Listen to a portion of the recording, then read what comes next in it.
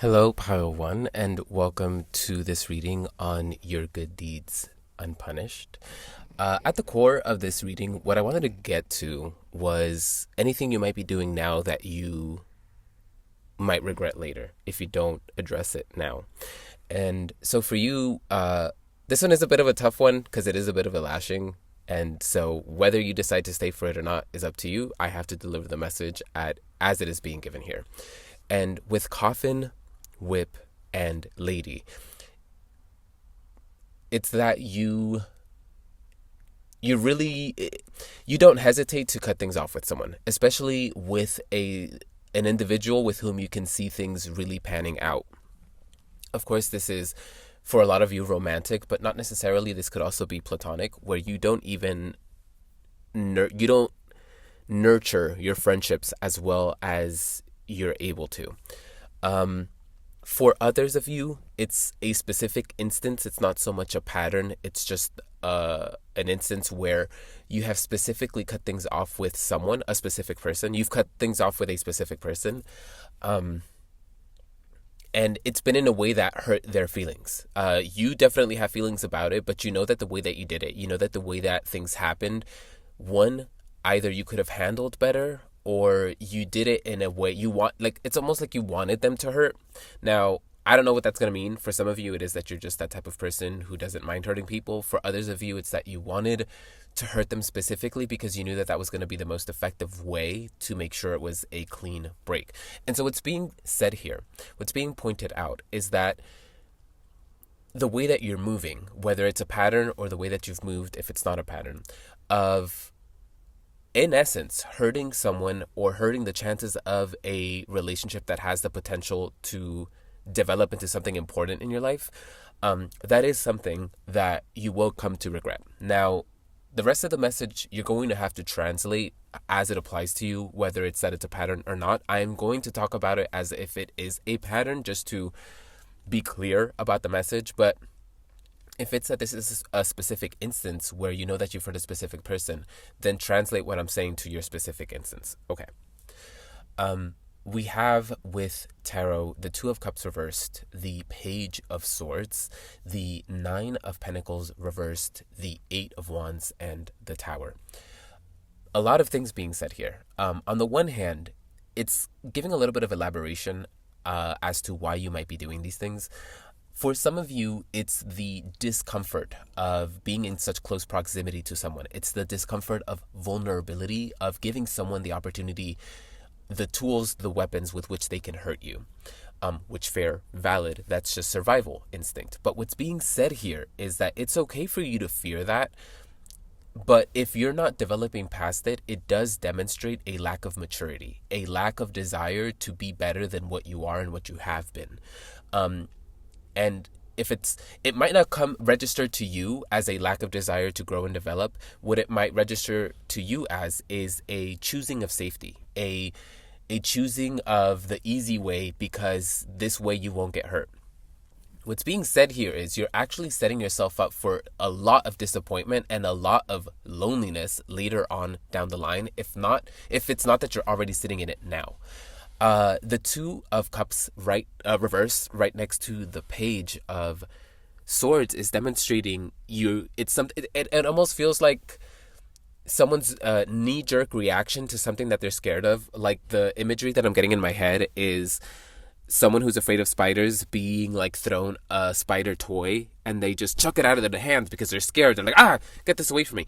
And it's kind of like that's kind of how you respond. And not literally, right? But like metaphorically, where the second you realize you have something of merit, of value on your hands, where it's like, oh, wow, this person, this connection, it means something to me. Your knee-jerk reaction is to, okay, well, now I have to get away from it because this is too much. And you might have like this list of reasons specific to your circumstance as to why it's not going to pan out. And so the Nine of Pentacles reversed, and especially next to the Page of Swords, I'm getting from the Nine of Pentacles upwards before the reversal, this idea of wisdom gained through experience. The wealth that is experience, the wealth that is wisdom, when we've given ourselves a lot of opportunities to gain that stuff. Basically, one of the energy that I'm getting from the Nine of Pentacles upwards before the reversal that we have here, in the context of this reading, is you'll never be old and wise if you're never young and stupid. And so the reversal is basically saying that, is that you're creating this space where you're not gaining any wisdom, you're not learning anything, you're not developing, because you're not giving yourself the opportunity to do so. And it's almost like, for whatever reason, this is for some of you, there's almost like this fear of experiencing things, not just because you're going to get hurt, but also like you're afraid of looking stupid, you're afraid of looking dumb, maybe not just to a specific individual, like the specific individual that you chuck out of your hands because it's like, they're getting too close. You might also have a fear of judgment from like those around you, like the people in your life that know of your aches in the past, who might have witnessed how you've been hurt in the past, and it's like, oh well, I don't want to put them through that again, or I don't want them I don't want to give them a reason to talk. If not like the people in your life, and just in general, like socially, you have this deep fear of, and maybe not just fear, but like a deep sensitivity to rejection, and so you don't even want to engage with it because it's devastating to you for things to not go exactly the way you plan it. It might be devastating for you to be rejected in any way, shape, or form, and so you avoid it by all means necessary. And that does mean not allowing yourself any type of connection, because again, you're avoiding being hurt, whether by that individual or just by the judgments of people around you, whether directly or socially. And then with the Eight of Wands and with the Tower, one of the first message that I'm getting from this combo of cards is, despite the fact that you do feel this way internally, that you think this way, that you have these defense mechanisms that make it so that you never really develop a real deep connection, despite that, you are still human, and so you still feel attraction. You still find yourself attracted to people, again, whether romantic or not. You feel a desire for a connection. Whether it's like individual cases where it's like, oh yeah, there's this one person that I would like to get close to, but I never have a good time with like friends, or a good time with partners, so I don't even give it, things like that, where despite how your experiences have led you to make you feel and think, you're still human, and that desire for connection is still there. And so, okay, that's just an elaboration on what's being said here. Let's get into what happens if you don't correct this, and it is in essence, by the universe, these good deeds go punished. Your good deeds, which not really a good deed, but you call it a good deed because you call it self-protection. It's a good deed in your eyes because it's like, oh, well, I'm just preserving myself. I'm just keeping myself safe. Well, careful with that, because it's the whole point of this reading is you think it's a good deed, but it's actually something that's energetically punishable. Energetically, it's something that's going to bear a consequence. And so the consequences here are very clear. On the one hand, it's what I've already said, what I've already hinted at, which is a lack of maturity. If you never give yourself, if you never allow yourself any opportunity for growth, you will never grow, and you will always stay where you are at. And that might feel good right now, but when you look around you and you realize that every person in your life, if not, maybe not every person, because some people, don't ever grow, but like if you realize that the people that matter to you, the people that you value, the smart people in your life, you'll notice that they develop, that they go on and they achieve their dreams, and yet you remain in your little corner of the world because you refuse to grow. You refuse to change. You refuse to do anything outside of your comfort zone, and so you'll have to witness people who aren't as afraid as you are achieve those things, and you'll just remain there where you are. That's one thing.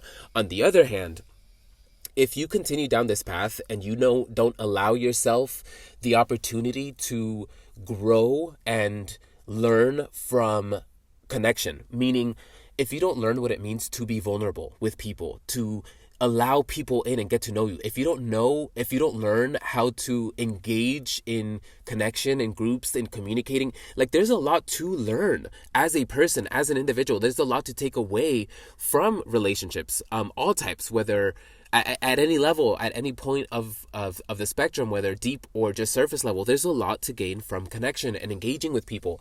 Again, whether this is about isolating yourself from people as a whole, or just like as individuals that you break things off with, you're cutting yourself off from the opportunities to learn something from that individual. this whole reading is a it's a reference to Wicked. I mean, the song is "No good deed goes unpunished," and so I wanted to explore that. The whole point of the musical, I mean, the final song is a song talking about the lessons that we learn because of the people that we allow into our lives, like really good friends. And so that's what you're missing out on. You're never going to be changed for the better if you don't allow yourself to go through the experiences that are going to change you for the better. And we're talking about specifically relationships. You're denying yourself the blessing of being known, of knowing another, of being molded by them, and yes, that's not always going to be pretty. Sometimes it is going to be uncomfortable. No friendship, no relationship, no genuine connection is going to be all good. That's going to be bullshit. You want to run away from that. A good one, a genuine one that is like deeper than skin deep, is one that is going to make you uncomfortable at times. And that's just part of the deal. And if you accept that, if you go into it knowing that, if you can put down the expectation that it always has to be feeling about good feelings and only about what you want to happen, then we know what we have to start to sit with before we can start to engage in the connections that we are being moved to engage with. Because again, it's okay. So to get back into the punish, the consequence should you leave this unchecked. If you don't learn how to engage in connection successfully, even later on down the line, when you realize you actually do want connection, it'll be that much more difficult for you to create connections because you never learned how to be a good friend. You never learned how to be a good partner because you never gave yourself the opportunity to learn those things.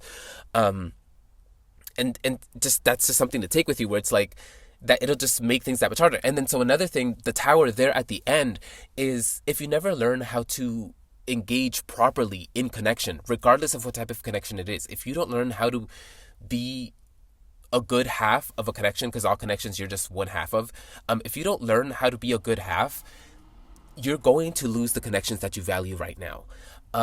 Because again, everybody evolves, everybody moves, and there's something about you specifically that you are kind of like a tick, where you really dig yourself into where you're at and you don't want to move. And you call, there's almost like a pride, you call that strength, you call that conviction, and it's like, no, you're actually, you've outgrown the clothes that you're in, and you're like protruding out of these extra small clothes that you've outgrown, and you don't realize how ridiculous you look because everybody else has realized, oh right, I can just buy clothes that fit me, I can adapt to my circumstance. And you're like, well, no, I refuse to adapt, and I'm strong and I'm full of conviction. Meanwhile, you look a fool because you're just abiding by your own stubborn like nature. Let me close out this reading by saying this is a lashing for me too. Believe me, I've learned a lot, and I've come a long way from being the tick deep in my own ways. I've come a long way, and I can deliver this message like full chested. There really truly is value to learning how to maneuver successfully through connection. Learning how to nurture connections, especially the ones that you value. But even beyond that, learning how to create connections with strangers, even if it's just for a second.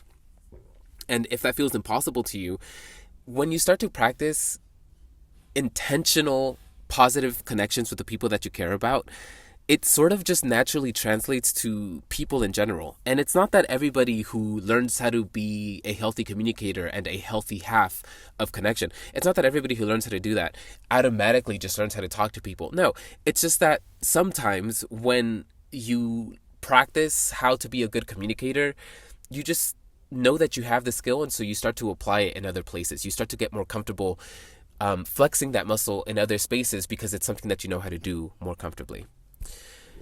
I really hope that this message had something for you. If you've made it this far, damn. That was a lashing, so kudos to you for, taking it on the chin like a champ. Godspeed through your growth and your maneuvers and your endeavors. I hope to catch you at another reading, and bye.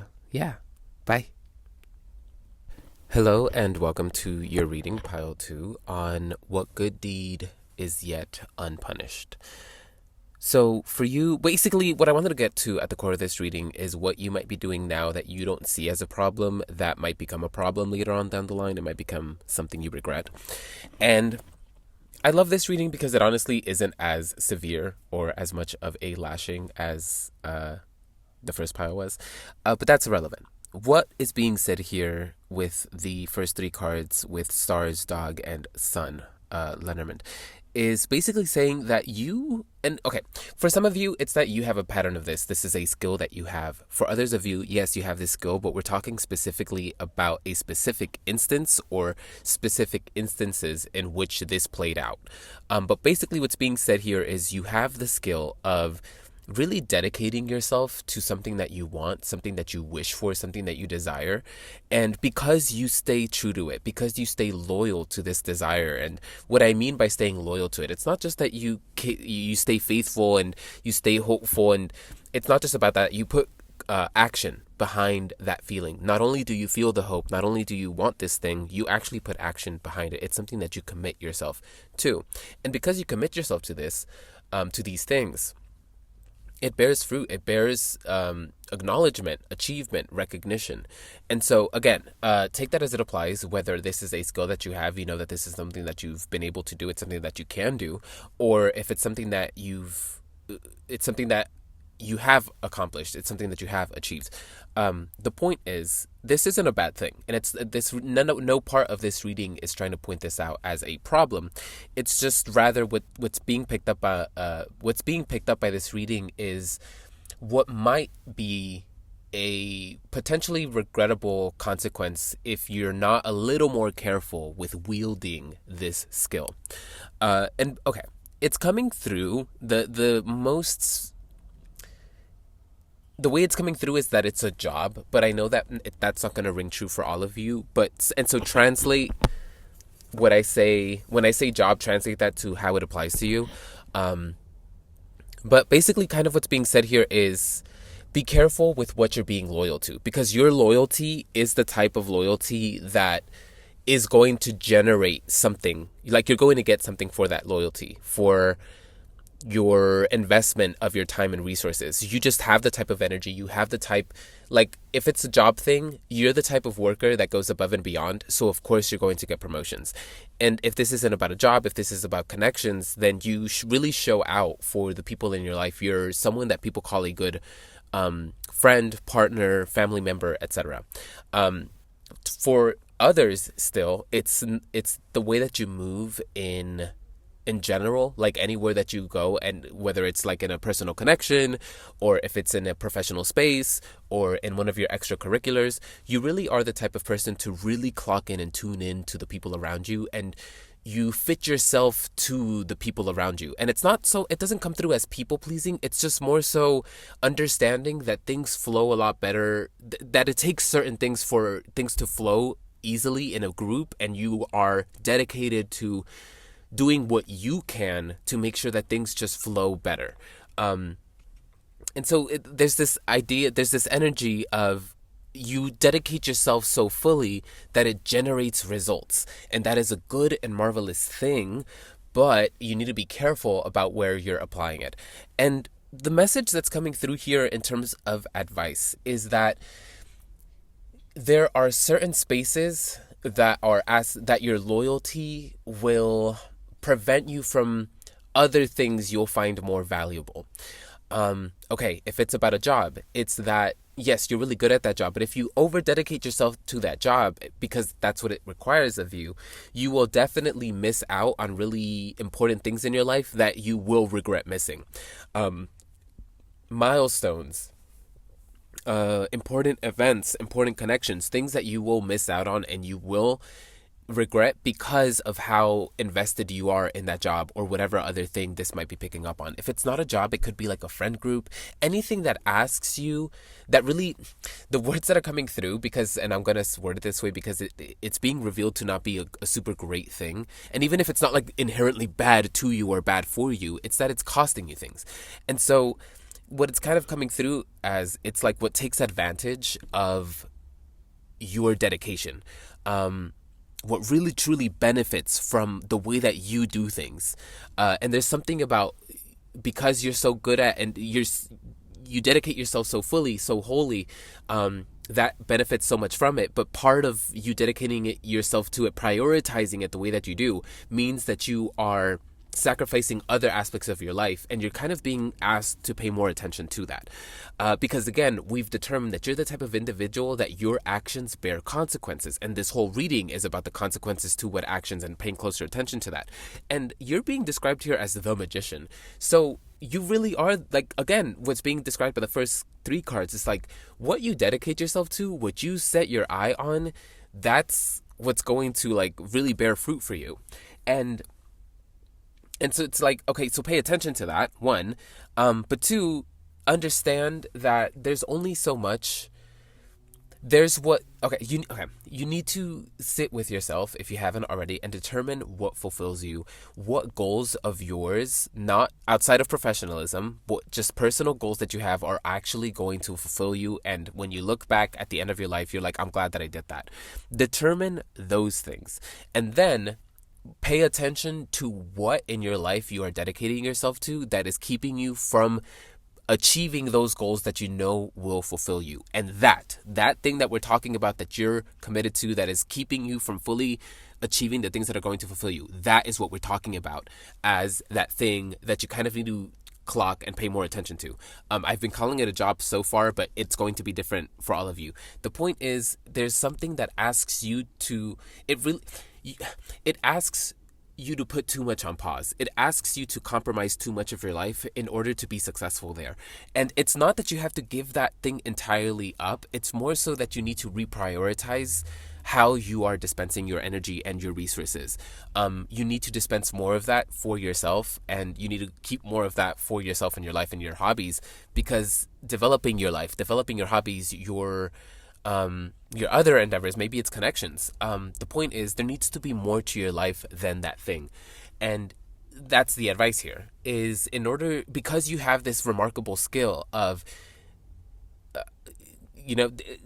things developing where you set yourself to, like where you dedicate yourself to, that's going to be successful. Think about what that might mean when you start to dedicate yourself to the things that you actually want to see bear fruit and manifest. I keep on using that metaphor. But yeah, it's like, okay, well, if we're going to keep using that metaphor, it's like a fruit tree needs to be taken care of. It needs to be like properly watered, and there needs to be the proper nutrients. And it's like you're giving your water and your nutrients to something that's not going to, the fruit that tree bears isn't for you. It's for someone else. Someone else benefits from it. Whereas that's why you're being asked to spend a little more time in your own personal garden that you take fruit from, because at the end of the day, your life is yours, and your well-being, your fulfillment, your happiness is your own concern and your own responsibility. I'm gonna leave that there. This really was meant to be like a quick and to the point reading, and so I'm gonna leave that there because I feel like I've said what I need to. My friend, I really hope that this had something for you, and I hope to catch you at another reading. Bye.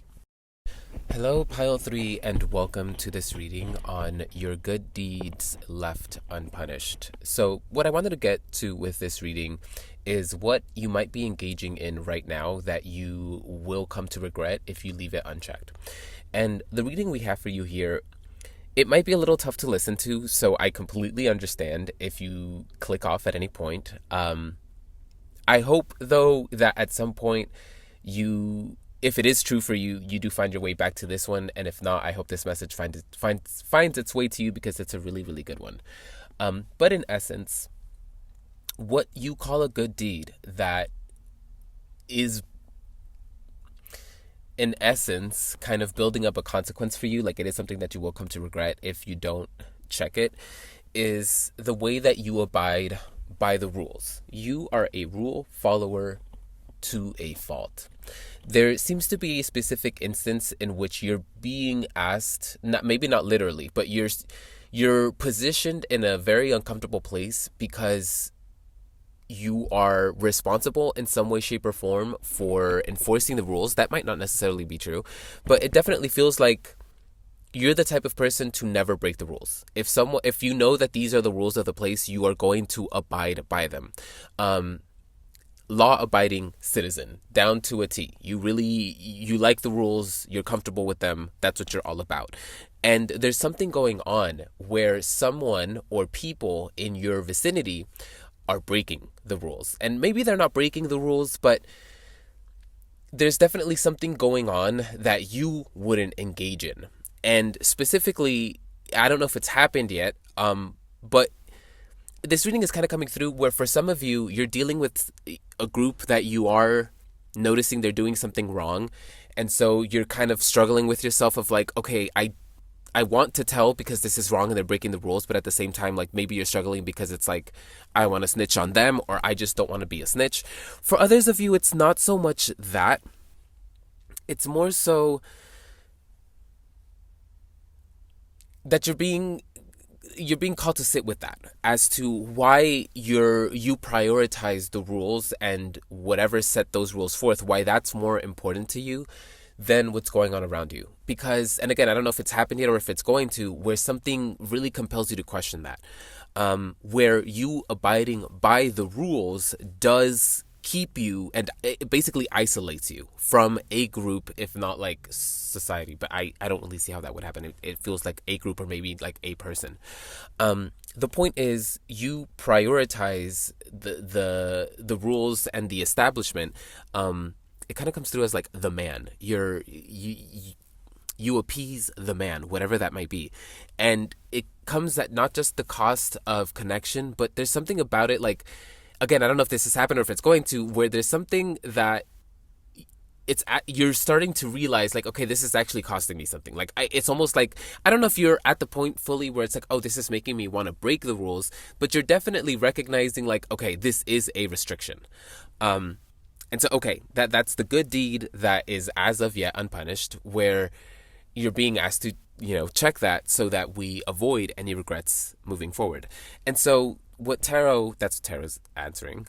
What Tarot is saying with the Three of Pentacles, the King of Swords, and the Nine of Swords. Okay. Lots of things being said here. For those specifically that you are witnessing other people doing something and you're stuck in a hard place of like, I see it, so I should say something. I don't know if I want to. In this, you need to, question what the consequences are going to be if you tell. Because if we're talking specifically of you do have a responsibility, like this is a workplace, and you not saying something is going to cost you your job, you need to make sure that it's worth it, you not saying something. A specific situation that's coming through, and if it's true, I'm glad to be delivering this message to you.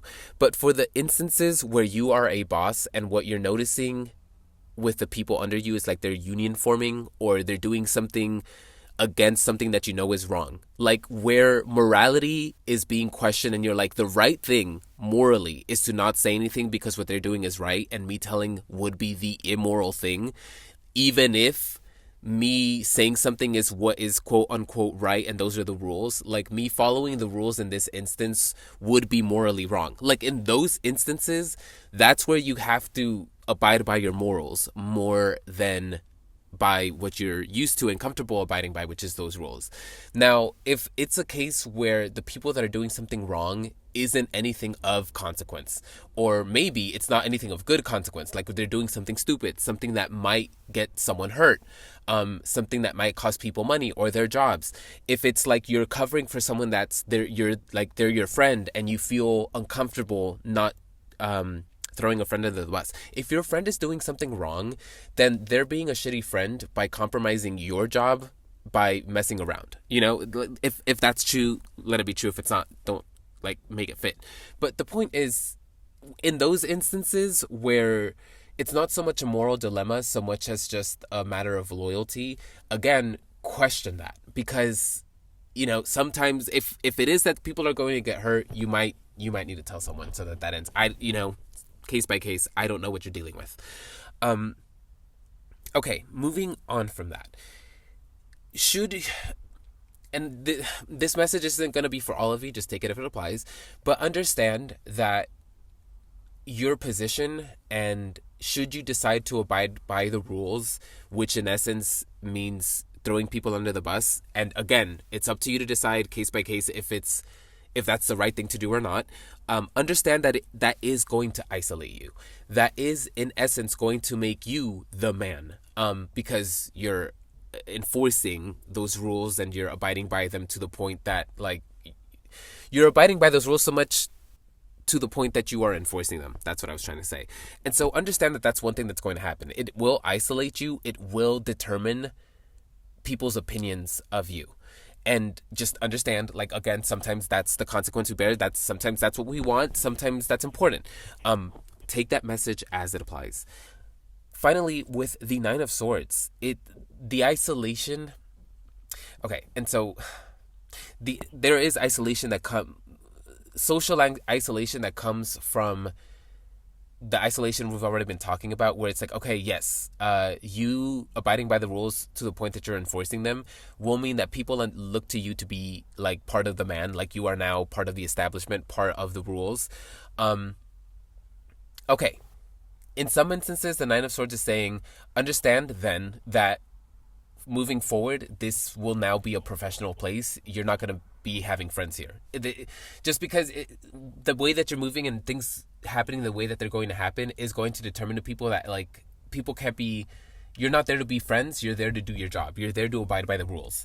And so understand that that is going to create isolation. And in some, like, for those of you that's not what you're looking for and connection is important to you, and you just understand that there's a time and place for you to be super rule abiding and for you to be strict about it. And then there are places where it would benefit you to be a little more lenient, to allow people grace, to allow yourself grace, whatever the case might be. Don't be so sterile about it. Don't cut things off. Don't cut yourself off. Don't be harmful with it. Like, yes, this is being talked about in terms of swords, and so it's like a sword is a weapon, which means that it needs to be handled delicately and responsibly.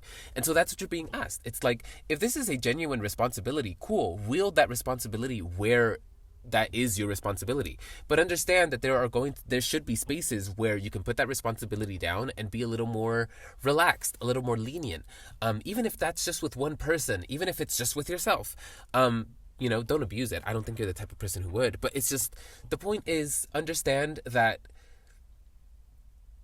if abiding by the rules isn't going to get you a gold star when all is said and done. Like, at the end of your life, when you look back, abiding by the rules might have felt good in the moment, but when you realize how much it's cost you, that regret is what might eat you up. And so basically what these cards are saying is, make sure that your desire, if not necessity, to abide by the rules isn't costing you really good things, isn't keeping you from things that can be fulfilling, from connections.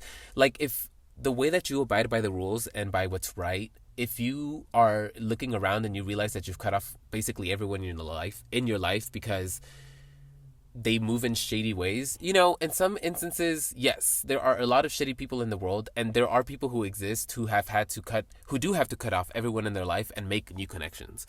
But the point is to make new connections so that you're not alone.